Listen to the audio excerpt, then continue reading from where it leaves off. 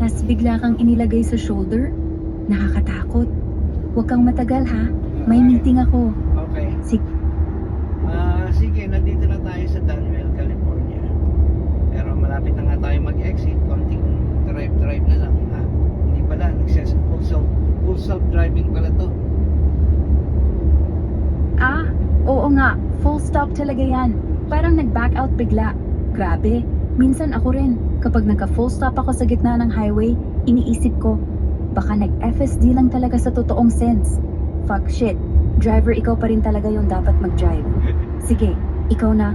Huwag mo na ako isama sa blame kung magka-scratches to. Ay, ayoko nga. Bagong-bago magagalit si Macy's. Ewan ko sa'yo.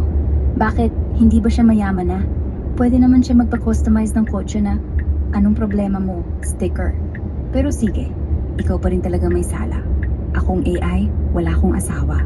Wala akong credit card. Ikaw, baka makauwi ka na may pasa sa mukha. Salamat sa drama ha.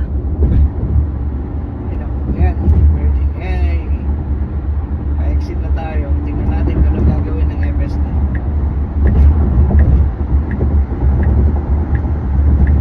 Oo nga, tingnan mo yan. Bigla siyang naging maingat. Parang alam niya na ikaw yung may singli ng ticket. Tingin mo, pupunta ba siya sa kaliwa?